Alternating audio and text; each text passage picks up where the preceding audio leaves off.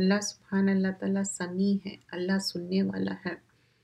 سورہ مجادلہ میں جب خوالہ بنت ثعلبہ آ کے کوئی بات کہتے تو وہ خوالہ بہت آہستہ سے بات کرتے، لیکن اللہ تعالیٰ سمیع ہے، اللہ تعالیٰ سننے والا ہے، اللہ تعالیٰ سن لیتا ہے۔ تو جو اللہ کے ایٹریبیوٹس ہے سمیع، تو اللہ تعالیٰ ہماری ہر بات، ہمارے جو سینے کے بھید بھی جان لیتا ہے۔ آج جو پارہ ہم کرنے والے ہیں، قد سمیع اللہ، اللہ نے سن لیا، سین میم عین سمیع۔ اور یہ پارے میں اس کو کہتے ہیں قد سمیع اللہ، سورہ مجادلہ سے شروع ہوگی۔ مجادلہ دو بھی صحیح ہے، سورۃ الحشر، ممتحنہ، الصف، جمعہ، منافقون، تغابن، طلاق اور تحریم پہ پارہ ختم ہوگا۔ اور اس میں ڈیفرنٹ صورتیں آئیں گی، اور کچھ صورتیں جو مسبحات کہتے ہیں، تسبیحات کے ساتھ جو شروع ہوتے ہیں، وہ بھی صورتیں اس میں آئیں گی۔ دعا کے ساتھ شروع کرتے ہیں۔ نحمدہ نصلی علی رسولہ الکریم، اما بعد۔ سورۃ المجادلہ بھی اور مجادلہ دو بھی آپ کہہ سکتے ہیں۔ قد سمیع اللہ، اور یہ سن لیا۔ کون سن لیے؟ کس نے سن لیا ہے؟ قد سمیع اللہ قول التی تجادلک فی زوجہا وتشتکی الی اللہ واللہ یسمع تحاورکما ان اللہ سمیع بصیر۔ نبی صلی اللہ علیہ وسلم، اللہ نے سن لی اس عورت کی بات جو تم سے اپنے شوہر کے بارے میں جھگڑ رہی تھی اور اللہ سے فریاد کر رہی تھی، اور اللہ تم دونوں کی گفتگو سن رہا تھا۔ بلا شبہ اللہ خوب سننے والا اور دیکھنے والا ہے۔ تو یہاں پر کیا بتایا جا رہا ہے؟ اللہ تعالیٰ سننے والا ہے اور دیکھنے والا ہے۔ تو اللہ تعالیٰ سینوں کے بھید بھی جانتا ہے، اللہ تعالیٰ ہر بات کو سنتا ہے، ہر بات کو جانتا ہے۔ تو اللہ ہر چیز کو جاننے والا، سننے والا، سمجھنے والا ہے۔ تو جب اللہ تعالیٰ کی یہ اتنی جو سننے والی بات ہے، اس کو ہم سمجھنا چاہیے، کیونکہ ایک بات جو عائشہ رضی اللہ عنہ فرماتی ہے کہ جب یہ رسول اللہ صلی اللہ علیہ وسلم کے پاس یہ جو خوالہ بنت ثعلبہ وہ آئی تھی، بہت ہی خاموشی سے اپنی بات بیان کر رہی تھی، یعنی ایسی کوئی آواز ان کی زور سے بھی نہیں تھی۔ یوزلی کیا ہوتا جب انسان کوئی شکایت کرتا یا کوئی ایسی بات کرتا تو لاؤڈلی کرتا یا غصے میں کرتا، تو ویسی بھی بات نہیں تھی، لاؤڈلی بھی بات نہیں تھی، غصے میں بھی بات نہیں تھی۔ وہ ایسی بات تھی کہ خاموشی سے وہ اپنی شکایت کر رہی تھی اور وہ روتی جا رہی تھی۔ جب انسان کو کوئی غم رہتا، کوئی تکلیف رہتی، تو وہ کیا کرتا؟ بار بار اس بات کو کہتے جاتا اور روتے جاتا۔ تو وہ جو خوالہ بنت ثعلبہ، وہ بار بار اپنی بات بیان کر رہی تھی اور وہ روتے جا رہی تھی، لیکن اللہ تعالیٰ سمیع ہے، اللہ تعالیٰ نے سن لی ان کی بات کو۔ تو ہم بھی جب اللہ سے فریاد کرتے، کوئی بات مانگتے اور کچھ کہتے، تو اللہ تعالیٰ سن لیتا ہے۔ قد سمیع اللہ، قد سمیع اللہ، نبی صلی اللہ علیہ وسلم، اللہ نے وہ سن لی اس عورت کی بات کو جو تم سے اپنے شوہر کے بارے میں جھگڑ رہی تھی اور اللہ سے فریاد کر رہی تھی، اور اللہ تم دونوں کی گفتگو سن رہا تھا۔ بلا شبہ اللہ خوب سننے والا اور دیکھنے والا ہے۔ اب دو ایٹریبیوٹس آئے اللہ تعالیٰ کے، سمیع بھی ہے اللہ تعالیٰ اور بصیر بھی ہے۔ تو اللہ تعالیٰ سننے والا بھی ہے، سمیع بھی ہے اور بصیر بھی ہے، دو بھی چیزیں یہاں پر بیان کی جا رہی ہے۔ پھر آگے فرمایا جاتا ہے کیا بات تھی، تو پہلے کچھ حدیثیں آپ کو بیان کروں گی۔ یہ آیت جو ہے، ایک صاحبہ تھی جس کا نام تھا خوالہ رضی اللہ عنہ، ان کے ہسبینڈ ان کے ساتھ زہار کرے۔ زہار کیا تھا؟ جہالت کے زمانے میں کوئی شخص بھی اپنی وائف کو کہہ دیتا کہ تم میری ماں کی پیٹھ کی طرح ہو، تو پھر وہ ان کے لیے فوربیڈن ہو جاتی، یعنی کہ حرام ہو جاتی، کوئی ان کے ساتھ کوئی ریلیشن شپ نہیں رہتا اس طرح سے۔ تو ایک جان چھڑانے والی بات۔ تو اب بھی یہ چیز ایسی تھی، irrevocable ڈیورس تھی۔ تو خوالہ رضی اللہ عنہ وہ فرما رہی تھی آ کے رسول اللہ صلی اللہ علیہ وسلم کی سے کہ میں اتنے سال ہو گئے، شادی ہو گئی، اب میں کہاں جاؤں، اب کیسے اپنا معاملہ کروں۔ وہ تشتکی مطلب وہ شکایت کر رہی تھی، ساتھ ہی ساتھ اللہ سے بھی وہ بات کر رہی تھی، اور وہ بیگ کر رہی تھی. عائشہ رضی اللہ عنہ فرماتی ہے کہ وہ بہت ہی کمزور آواز میں وہ بات کر رہی تھی، لیکن اللہ تعالیٰ سمیع ہے، اللہ تعالیٰ سن لیتے ہیں، تو اللہ ہر بات کو جانتے ہیں. تو یہاں پر یہ واقعہ تھا، اور وہ زہار جو تھا، اب وہ تو کچھ الفاظ تھے، تم میری ماں کی طرح ہے، لیکن اب یہ irrevocable ڈیورس تھی. لیکن اب جو وحی کے ذریعے بات بیان کی گئی تھی کہ آپ کو جب واپس لینا ہے وائف کو تو کچھ چیزیں کرنا پڑیں گا، وہ ہے پینالٹی. جو لوگ تم میں سے اپنی عورتوں سے زہار کر بیٹھے وہ ان کی مائیں نہیں. ماں ماں ہے اور وائف وائف ہے، وہ ان کی مائیں نہیں. ان کی مائیں تو وہ ہیں جنہوں نے ان کو جنم دیا ہے. بے شک انہوں نے نامعقول اور جھوٹ بات کہی ہے، اور بے شک اللہ معاف کرنے والا اور بخشنے والا ہے. وَإِنَّ اللَّهَ لَعَفُوًّا غفور ہے. عفو کیا ہے؟ ایسا معاف کرنا جس کے کوئی مارکس بھی باقی نہ رہے. اللہم انکا عفواً، عفو ایسا ہے، اتنا فرگیو کر دینا، اور غفور فرگیونیس ہے. اور جو لوگ اپنی بیویوں سے زہار کر بیٹھتے ہیں پھر اپنی بات سے لوٹ جانا چاہے تو ان کو ہم بستر ہونے سے پہلے ایک غلام آزاد کرنا. اب نارمل ہسبینڈ وائف ریلیشن شپ نہیں ہو سکتے جب تک کہ فرسٹ اینڈ فورموسٹ کیا پینلٹی ہے کہ ایک غلام آزاد کرنا. اس کے حکم کے ذریعے تم کو نصیحت کی جاتی ہے، اور اللہ خوب دیکھ رہا ہے جو بھی تم کرتے ہو. آیت نمبر 3 میں تو جس کو کوئی غلام نہ ملے، اب مشکل ہے کہ کوئی غلام نہ ملے، کوئی سلیو کو آپ انسلیو نہیں کر سکتے، تو سیکنڈ تھنگ کیا ہے؟ مہینے کے روزے لگاتار اپنی بیوی سے ہم بستر ہونے سے پہلے پورے کر لے. اب یہاں پر اتنے سارے روزے رکھنا تھا، وہ تھے اپروکسیمیٹ 60 روزے کنٹینیوسلی کنزیکیٹیولی. ایک بھی اگر بریک آیا پھر سے ریڈو کرنا ہے، تو دس از آلسو ناٹ ایزی. تو اب یہاں پر سیکنڈ چیز کیا بتائی گئی ہے کہ fast for 20 months consecutively. First thing کیا؟ سلیو کو آزاد کرنا، سیکنڈ کنزیکیٹیو. تھرڈ چیز کیا تھی کہ 60 پور پیپل کو کھانا کھلانا. اس میں سے کوئی چیز آگے فرمایا جاتا ہے بیفور ٹچنگ یور وائف، یعنی بیفور ہیونگ اینی انٹیمیسی. ضروری ہے اس حکم کے ذریعے تم کو نصیحت کی جاتی ہے، اور اللہ خوب دیکھ رہا ہے جو بھی تم کرتے ہو. جو کسی کو کوئی غلام نہ ملے تو وہ 2 مہینے کے روزے لگاتار اپنی بیوی سے ہم بستر ہونے سے پہلے پورے کر دے. اور جس کو یہ بھی قدرت حاصل نہ ہو تو 7 محتاجوں کو کھانا کھلا دے. یہ اس لیے کہ تم اللہ اور اس کے رسول پر پورا ایمان لاتے ہو. یہاں پر 60 ناٹ 7، یہاں پر غلط لکھے ہوا ہے، اٹ از 60 مسکین ناٹ 7. اور اللہ اس کے رسول پر ایمان لا، اور یہ اللہ کی حدیں ہیں، اور نہ ماننے والوں کے لیے دردناک عذاب ہے. یہ ایزی تھنگ نہیں تھی کہ تم میری ماں کی طرح ہو. دیر سرٹن ورڈز، کچھ باتیں ایسے ہیں جو ہم کو اللہ کے نزدیک کرتے ہیں، کچھ باتیں اللہ سے دور کر دیتی ہیں. ایک انسان ایک بات اپنے منہ سے نکالتا وہ جنت کا ذریعہ بن جاتا جانے کے لیے، اور ایک بات نکالتا وہ دوزخ کے کھڑے میں گر جاتا. جو اللہ اور اس کے رسول کی مخالفت کرتے ہیں وہ اسی طرح ذلت میں ہوں گے جس طرح ان سے پہلے لوگ ذلت میں ہوئے. اور ہم نے صاف صاف آیتیں نازل کر دی ہیں، اور نہ ماننے والوں کے لیے ذلت کا عذاب ہے اس روز جب اللہ ان سب کو جلا اٹھے گا. مطلب دوبارہ جب اللہ تعالیٰ سب کو اٹھائیں گے، وہاں پر جب کی بات ہو رہی تو تب کیا ہوگا؟ ریزریکٹ کریں گے تو ان کو بتا دیں گے وہ کام وہ کرتے تھے. اللہ کو وہ سارے کام یاد ہے اور یہ لوگ ان کو بھول گئے ہیں، اور اللہ تو ہر چیز سے باخبر ہے.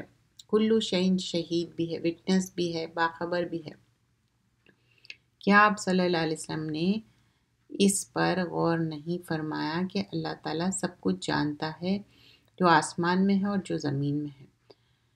کوئی سرگوشی 3 شخص میں نہیں ہوتی جس میں چوتھا اللہ نہ ہو، اور نہ 5 میں ہوتی ہے کہ اس کا چھٹا اللہ ہو، اور نہ اس سے زیادہ، مگر یہ کہ اللہ ان کے ساتھ ہوتا ہے. بتا دے گا قیامت کے روز جو کچھ انہوں نے کیا ہے، کیونکہ یہ اللہ کی اللہ ہر چیز سے واقف ہے. تو سرگوشی مطلب کانوں میں بات کرنا، پلاننگ پلاٹنگ کر رہے تھے لوگ نیگیٹو وے میں، تو اللہ تعالیٰ بول رہے کہ مجھے تو سب معلوم ہے، کیونکہ اگر تم 3 ہے تو چوتھا میں ہوں، اگر تم لوگ 4 ہے تو میں 5واں ہوں۔ سرگوشی پرائیویٹ کانورسیشن کر سکتے اگر کوئی نیکی کے کام ہے، لیکن محفل کے خلاف ہے، سب کے سامنے بیٹھ کے کان میں بات کرنا اچھی بات نہیں ہے۔ لیکن کوئی دین کی بات ہے، یعنی کوئی چیریٹی کی بات ہے، آپ مسجد گئے اور کوئی کنسرن پرسن ہے، اس کے کان میں جا کے کہہ رہے ہیں کہ ہاں میں اتنا چیریٹی کہاں ڈالنا ہے، یہ فالوئنگ تھنگس ہے اس کے لیے۔ لیکن ان جنرل آپ کو سرگوشی کانوں میں بات کرنے سے، اسپیشلی محفل میں بیٹھ کے، منع کیا گیا ہے۔ آیت نمبر 8، کیا آپ صلی اللہ علیہ وسلم نے ان لوگوں کو نہیں دیکھا جن کو سرگوشی کرنے سے منع کیا گیا تھا، پھر جس کام سے منع کیا گیا تھا وہی پھر کرنے لگے، اور یہ گناہ اور زیادتی اور رسول کی نافرمانی کی سرگوشیاں کرتے تھے، اور جب ان کے پاس آتے تو ہم کو سلام کرتے ایسے الفاظ سے جس سے اللہ نے تم کو سلام نہیں کیا۔ اب ان لوگ سرگوشی کر رہے تھے، پلاٹنگ کر رہے تھے، اور پھر سلام بھی کر رہے تو کیسا کر رہے تھے؟ السلام علیکم، مطلب مے یو ہیو ڈیتھ، اور اس کا جواب رسول اللہ صلی اللہ علیہ وسلم وعلیکم دیتے تھے۔ لیکن عائشہ رضی اللہ عنہا ان کے پر لعنت ہو، وہ یہ قرض کرتے تھے۔ رسول اللہ صلی اللہ علیہ وسلم کہتے کہ نہیں، تم جتنی بات ہے اتنی ہی بات کرو۔ تو بولتے کہ آپ نہیں سنے کہ وہ کیا کہہ رہا ہے؟ تو بولتے کہ ہاں عائشہ، میں نے اس کا جواب دے دیا وعلیکم، جتنا انہوں نے کہا اس سے زیادہ نہیں۔ تو سلام بھی اس طرح سے کرتے، اور ایسے الفاظ سے جسے اللہ نے تم کو سلام نہیں کیا، اور اپنے دل میں کہتے کہ اگر واقعی یہ رسول ہے تو کچھ ہم کہتے تو اللہ ہم کو اس کی سزا کیوں نہیں دیتا۔ ان کو دوزخ کافی، یہ اس میں داخل ہوں گے، وہ بری جگہ ہے۔ آیت نمبر 9 اور 10، مومنو، جب تم آپس میں سرگوشی کرنے لگو تو گناہ اور زیادتی اور رسول کی نافرمانی کی سرگوشیاں نہ کرنا، بلکہ نیکی اور پرہیزگاری کی سرگوشیاں کرنا، اور خدا سے ڈرتے رہنا جس کے سامنے تم صبر جمع کیے جائے گے۔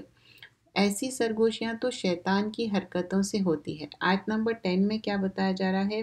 جو چیز فوربیڈن ہے وہ چیز مت کرو۔ شیطان کی سرگوشی کے مطلب یعنی کوئی نیگیٹو پلاٹنگ پروفٹ کے اگینسٹ، تاکہ جو مومنوں کو رنج دینے میں ہو، اور وہ اللہ کے حکم کے بغیر ان کو کچھ نقصان نہیں پہنچا سکتے۔ مومنوں کو نقصان پہنچانے کے لیے ہپوکریٹس کر رہے تھے، اور مومنوں کو اللہ ہی پر بھروسہ رکھنا چاہیے، کیونکہ اللہ بِإِذْنِ اللَّهِ وَعَلَى اللَّهِ فَلْيَتَوَكَّلِ الْمُؤْمِنِينَ۔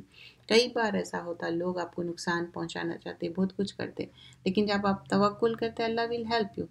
پھر آیت نمبر 11 میں، اے مومنو، جب تم سے کہا جائے کہ مجلس میں کھل کر بیٹھو تو تم کھل کر بیٹھو، ہاں اللہ تم کو کشادگی عطا کرے گا، اور جب کہا جائے کہ اٹھ کھڑے ہو تو اٹھ کھڑے ہو۔ جو تم میں سے ایمان لائے اور جن کو علم عطا کیا گیا ہے، اللہ ان کے درجے بلند کرے گا، اور اللہ تمہارے کاموں سے باخبر ہے۔ اب یہاں پر بتایا جا رہا ہے ایمان والوں کو، جا کے دینی محفل میں ہم جب جاتے تو جگہ کشادہ کرو۔ یا ایھا الذین آمنوا اذا قیل لکم تفسحوا فی المجالس فافسحوا یفسح اللہ لکم۔ تم لوگوں کے لیے اگر جگہ پیدا کریں گے تو اللہ تعالیٰ تمہارے لیے جگہ پیدا کریں گا، اور اللہ تعالیٰ تمہاری زندگی میں آسانی کریں گا، چاہے وہ جمعے میں جا رہے ہیں یا ریگولر تراویح میں جا رہے ہیں یا کوئی دروس میں آپ اٹینڈ کر رہے ہیں، تو make space for the other people. ایسے نہیں کہ پورے گیپس چھوڑ دیے، اور تھوڑے وقت بعض وقت سمیٹ کے بھی اپنے آپ کو بیٹھنا پڑتا۔ اور یہاں پر آداب بتائے جا رہے ہیں کہ دینی مجالس میں، کیونکہ دینی مجالس میں کیا ہے، اینجلز رہتے، اب اس وقت بھی کیا ہے، اینجلز گھیرے ہوئے ہے، کیونکہ یہ معمولی محفل نہیں ہے، یہ دین کی محفل ہے۔ دین کی محفل میں اینجلز سراؤنڈ کرے ہوئے رہتے، جو بھی دین کی محفل میں جاتے۔ رسول اللہ صلی اللہ علیہ وسلم فرماتے جو دین کی محفل میں جاتے اور ان کو جگہ دیتے تو اللہ تعالیٰ بھی ان کے لیے زندگی میں کشادگی پیدا کرے گا۔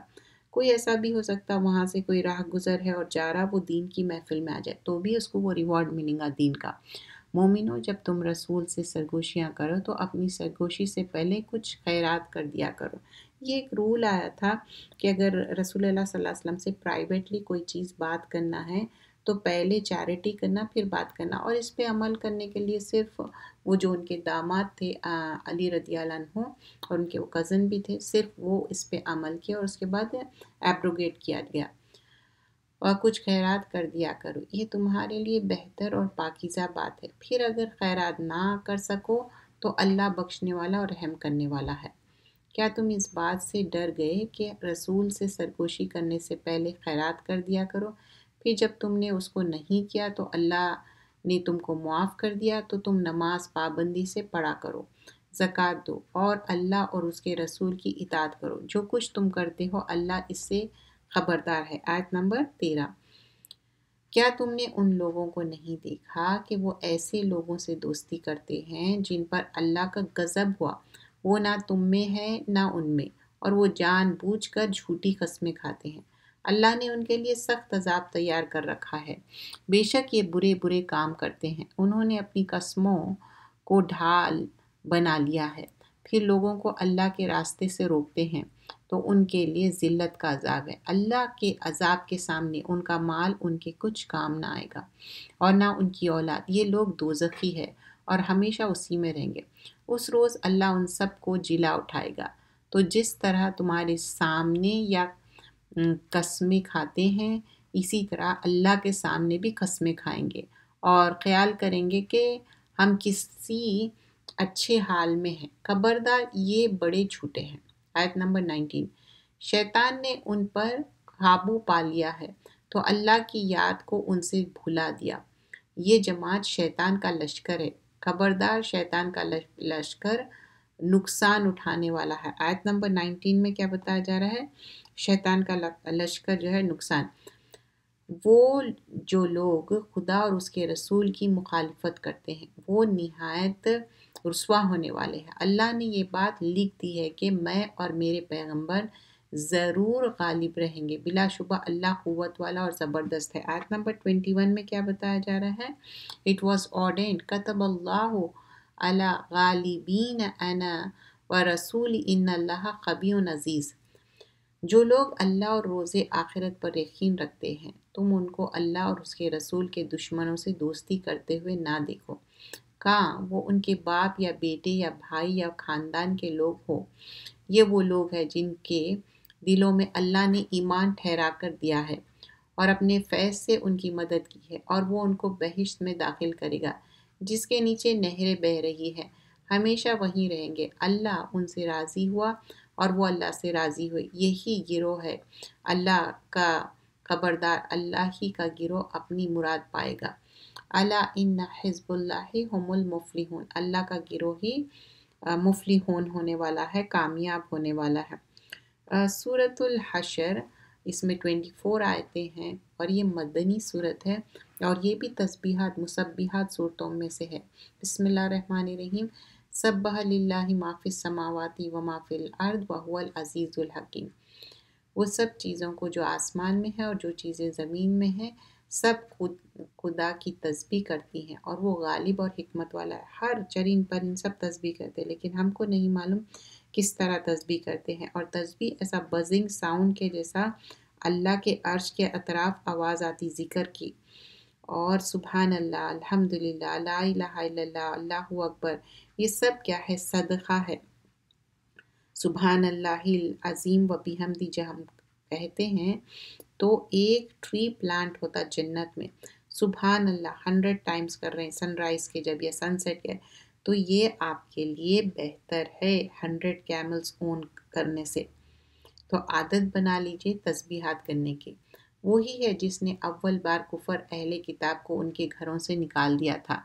تمہارا خیال میں بھی نہ تھا کہ وہ نکل جائیں گے، اور ان کا خیال تھا کہ ان کے قلعے ان کو اللہ کے عذاب سے بچا لیں گے۔ پھر اللہ نے ان کو وہاں سے آ لیا جہاں سے ان کو گمان بھی نہ تھا، اور ان کے دلوں میں یہ دہشت ڈال دی کہ وہ اپنے گھروں کو خدا اپنے ہاتھوں اور مومنوں کے ہاتھوں اجاڑنے لگے۔ تو یہ بصیرت کی آنکھ رکھنے والوں میں عبرت پکڑو۔ آیت نمبر 2 میں، اب یہاں پر مدینہ میں ایک جوئش ٹرائب تھا، اس کا نام تھا بنو نذیر، وہاں پر وہ رہتے تھے۔ ایک ٹریٹی کرے تھے مسلمانوں کے ساتھ، لیکن وہ ٹریٹی کو ابائڈ کرنے کے جگہ ان لوگ ایکچولی اٹیمپٹ کو مرڈر کر رہے تھے پروفٹ صلی اللہ علیہ وسلم کا، اور یہ ایک ٹریچری تھی، اور یہ کیا کرے اپنے آپ کو لاک کر لیے تھے فورٹریسز میں، قلعوں میں، کیوں؟ تاکہ وہ بچ جائے، اور یہ مسلمان ان لوگ کو سیج کرے اور ایونچولی کیا ہوا، جوز کیا کہ سرنڈر کر لے۔ اب اب ان کو مدینہ میں لیو نہیں کرنا تھا اور ان کو مدینہ چھوڑ دینا تھا ایکچولی۔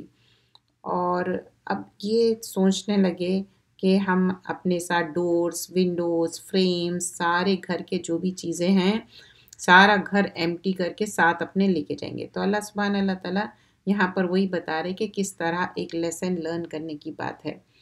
آگے ہم دیکھتے ہیں آیت نمبر 3۔ اور اگر اللہ نے ان کے بارے میں جلا وطن کرنے کا لکھ دیا ہوتا تو ان کو دنیا ہی میں عذاب دیتا، آخرت میں ان کے لیے عذاب دوزخ ہے۔ یہ اس لیے ہے کہ انہوں نے اللہ اور اس کے رسول کی مخالفت کی، اور جو اللہ کی مخالفت کرے تو اللہ سخت عذاب دینے والا۔ آیت نمبر 5 میں، مومنوں تم نے جو کھجور کے درخت کاٹ ڈالے یہ ان کو اپنی جڑوں پر کھڑے رہنے دیے، وہ اللہ کے حکم سے تھا اور مقصد یہ تھا کہ نافرمانوں کو رسوا کرے۔ آیت نمبر 5 میں جب یہ ان لوگ چھپ جا رہے تھے بنو نذیر، اور یہ بڑے بڑے قلعے بھی تھے اور یہ جو کھجور کے بڑے بڑے جھاڑ تھے نا، اس کے وجہ سے کیا ہے، ان لوگوں کو ایک اپرچونٹی مل رہی تھی اپنے آپ کو چھپانے کی۔ تو یہاں پر بیسیکلی جھاڑ کاٹنا ایک گناہ کا کام ہے، لیکن دیر از این ایکسیپشن، یہ جھاڑوں کے پیچھے چھپ جا رہے تھے کھجور کے جھاڑوں کے، تو اس وجہ سے کٹ کرنا پڑا جھاڑوں کو تاکہ ان لوگ نہ چھپے، اور ان کی ہمت پست ہو گئی، ان لوگ ہمت ہار گئے۔ اور جو مال اللہ نے اپنے رسول کو ان لوگوں سے لڑائی بھڑائی کے بغیر دلوایا، اس میں تمہارا کوئی حق نہیں، کیونکہ اس کے لیے نہ تو تم نے گھوڑے دوڑائے نہ اونٹ، لیکن اللہ اپنے رسول کو جن پر چاہتا ہے مسلط کرتا ہے، اور اللہ تو ہر چیز پر قدرت رکھتا ہے۔ آیت نمبر 6۔ تو یہاں پر جو مدینہ تھے اس میں کس طرح ان لوگ اپنے پراپرٹیز، لینڈ، فورٹریسز میں جا کے چھپ جا رہے تھے اور سارے چیزاں لے کے جانا چاہ رہے تھے۔ جو وار بوٹی میں بھی ڈیفرنٹ کائنڈ آف وار بوٹی رہتی، وار بوٹی جس کو فے بولتے، یہ ڈیفرنٹ کیوں ہیں، کیونکہ یہ بیٹل کے بغیر سیج کرتے اور اینیمی کیا کرتے، سرنڈر کرتے۔ اور ڈسٹریبیوشن جو غنیمہ ہے، کیونکہ وہ ایک وار کے بعد ملتا، تو یہ دونوں ڈیفرنٹ ہے، اور اکارڈنگلی اس کا ڈسٹریبیوشن، وے آف ڈسٹریبیوشن بھی ڈیفرنٹ تھا۔ جو مال اللہ نے اپنے رسول کو دیہاتیوں سے دلوایا وہ اللہ کا ہے اور اس کے رسول کا، اور رسول کے راستے رشتہ داروں اور یتیموں، حاجت مندوں، مسافرین کا ہے، تاکہ جو لوگ تم میں دولت مند ہے انہی کے ہاتھوں میں نہ پھرتے رہے۔ جو چیز رسول تم کو دے وہ لے لو، اور جس چیز سے منع کرے اس سے باز آؤ، اور اللہ سے ڈرتے رہو، بلا شبہ اللہ سخت عذاب دینے والا ہے۔ اور غریب وطن چھوڑنے والوں کا حق ہے جو اپنے گھروں اور مالوں سے جدا کر دیے گئے، وہ اللہ کا فضل اور اس کی رضا کی طلب ہے، اور خدا اور اس کے رسول کی مددگار ہے، اور یہی لوگ سچے ایماندار ہیں۔ تو کس طرح یہاں پر بتایا جا رہا ہے کہ یہ جو ٹیچنگز تھے رسول اللہ صلی اللہ علیہ وسلم کے، وہ ٹیچنگ کے بارے میں بتایا جا رہا تھا۔ ایک ٹریٹی تھی، یہ لوگ فوربٹ کرے، ڈس اوبے کرے رسول اللہ صلی اللہ علیہ وسلم کو، اور کس طرح ان کو اب آگے پنشمنٹ بھی ملنے والی ہے۔ اب یہ جو پور امیگرینٹس ہے جس کو ایکسپیل کر دیے تھے ان کو گھروں سے، پراپرٹیز سے، تو اس کو مہاجرین بولتے، یہ اللہ کے اپروول کے لیے کر رہے ہیں سارے، اور یہ لوگ بہت ٹروتفل ہے، اور ان لوگوں کے لیے بھی جو مہاجرین سے پہلے مدینہ میں مقیم اور ایمان میں مستقیم رہے، اور جو لوگ ہجرت کر کے ان کے پاس آتے ان سے محبت کرتے، اور جو کچھ ان کو ملتا اس سے اپنے دل میں کچھ خواہش اور خلش نہیں پاتے، اور ان کو اپنے جانوں سے مقدم رکھتے، یہاں کہ ان کے خود فاقہ ہو، اور جو شخص حرص نفس سے بچا لیا گیا ہو تو ایسے ہی لوگ مرادیں پانے والے ہیں۔ مطلب ایون دو ان لوگ خود نیڈی ہے لیکن پھر بھی وہ دوسرے لوگوں کو مدد کر رہے ہیں۔ ابو ہریرہ سے روایت ہے، رسول اللہ صلی اللہ علیہ وسلم فرماتے، ایک شخص آیا اور کہنے لگا، اللہ کے رسول صلی اللہ علیہ وسلم مجھے بھوک اور فٹیگ ہو رہی، I am tired, I am hungry. تو رسول اللہ صلی اللہ علیہ وسلم اپنی وائف کے پاس بھیجتے کہ کچھ کھانے کے لیے کیا، لیکن کچھ بھی نہیں رہتا، پھر نتھنگ رہتا، پھر مطلب رسول اللہ صلی اللہ علیہ وسلم کے گھر میں کچھ بھی نہیں ہے. پھر رسول اللہ صلی اللہ علیہ وسلم کمپینین سے پوچھتے کہ کوئی ہے یہ شخص کی آج مہمانداری کرے اور اللہ تعالیٰ بہت مرسیفل ہے. تو ایک انصاری شخص کہتے کہ اٹھ کے کھڑے ہوتے اور بولتے کہ ٹھیک ہے میں ان کو لے کے جاؤں گا اللہ کے رسول صلی اللہ علیہ وسلم. جو یہ انصاری شخص اپنے گھر جاتے اور اپنی وائف سے کہتے کہ ہمارے گھر مہمان آنے والے ہیں تو کھانا اچھے سے سرو کرو. تو وہ کہتی ہیں اللہ جانتا کہ نتھنگ کچھ بھی نہیں ہے گھر میں، کوئی کھانا نہیں ہے اور تھوڑا سا ہے اور بچے کھائے اتنا. تو بولتے کہ نہیں بچوں کو سلا دو اور لائٹس بھی ٹرن آف کر دو اور جب کھانا کھلاتے دیا بھی لائٹ کر دو تاکہ وہ نہیں دیکھ سکے اور ان کو کھانا سرو کر دینا مہمان کو اور میں پریٹینڈ کروں گا کہ میں بھی کھا رہا ہوں. تو اس طرح سے انصاری صاحب اتنا سرو کیے تھے اور ان کی وائف بھی کتنا کوآپریٹ کرے تھے خوشی سے ہیپیلی ایون دو ان کے بچوں کے لیے ان کو ضرورت تھی.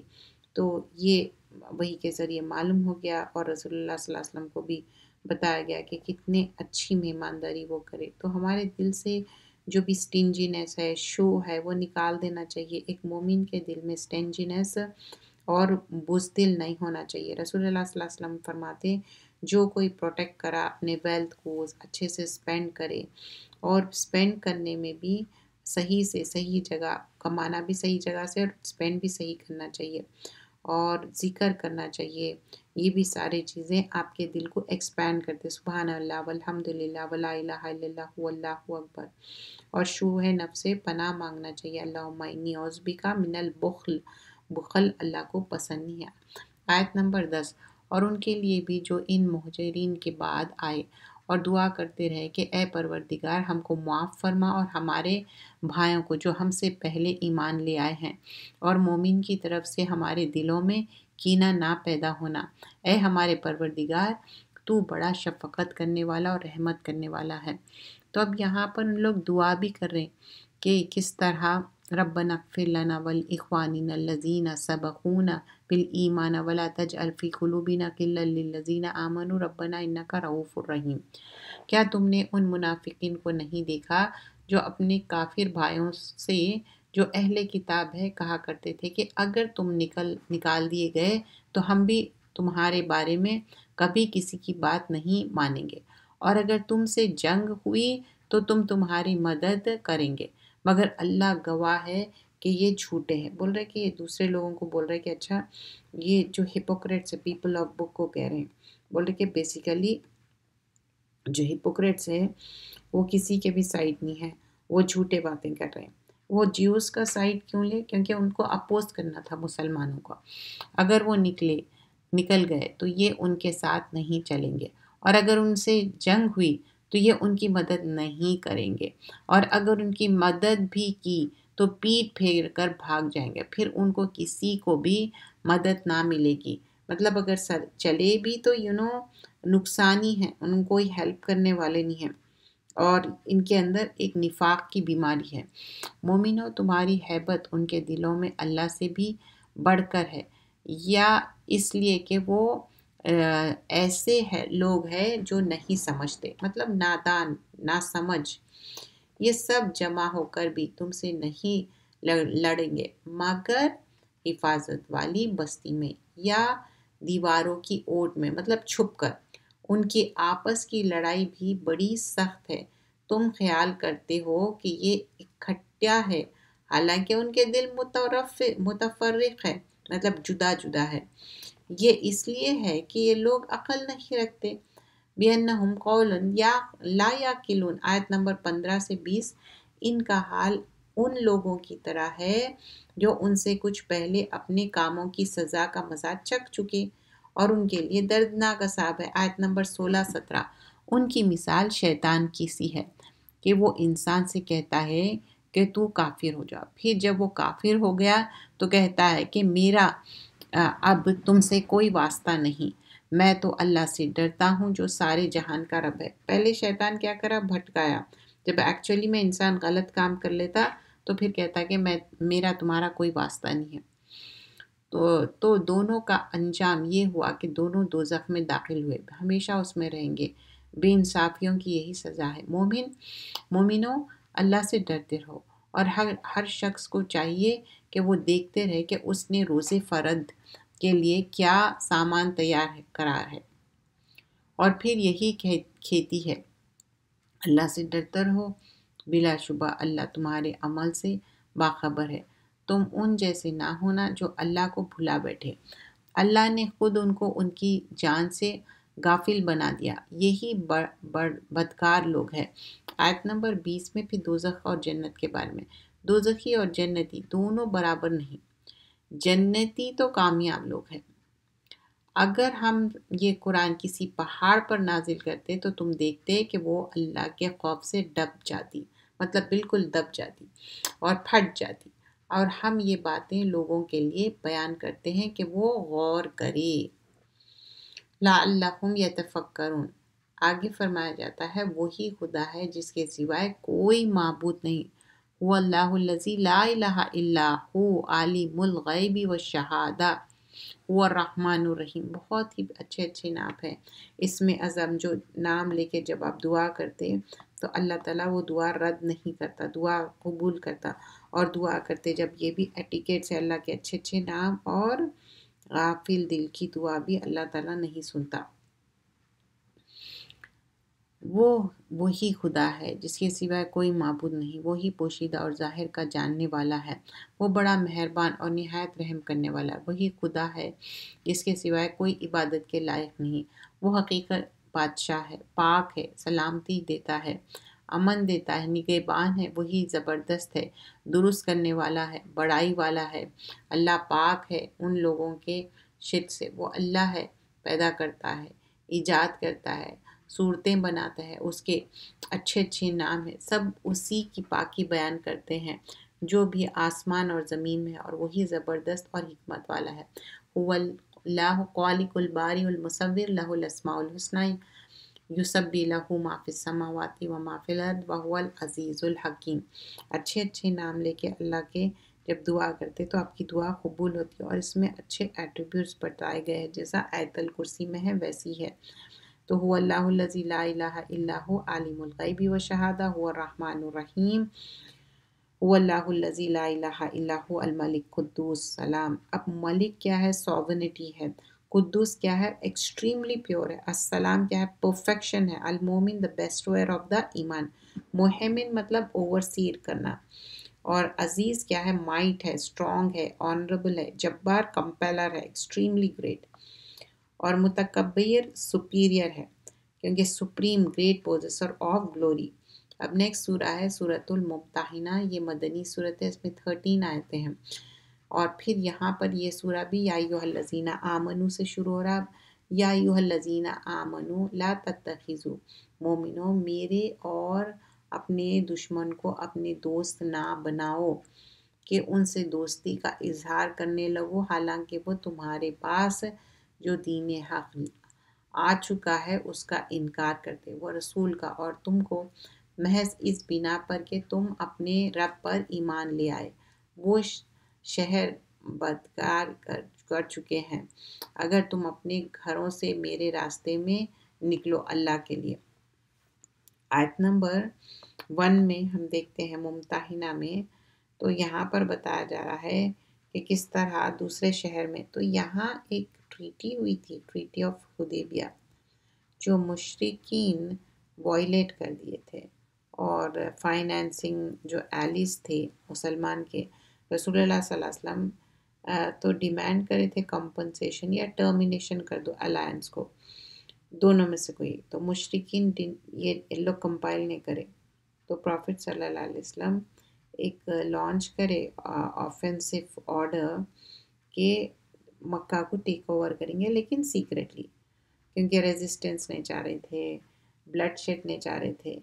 تو ایک کمپینین تھے حاتب ابن بلتا، تو وہ کیا کرے، یہ جو بھی بات ہوئی تھی وہ مکہ کے لوگوں کو بتانا چاہ رہے تھے۔ کیوں بتانا چاہ رہے تھے؟ کیونکہ مکہ میں ان کی فیملی تھی، یہ خود تو مائیگریٹ ہو گئے تھے، ان کے فیملی والے مائیگریٹ نہیں ہوئے تھے، اس وجہ سے انہوں فیور کرنا چاہ رہے تھے وہ لوگوں کو، لیکن اللہ سبحان اللہ تعالیٰ یہ ریویل کر دیے اور وہیں روک دیے، وہی کے ذریعے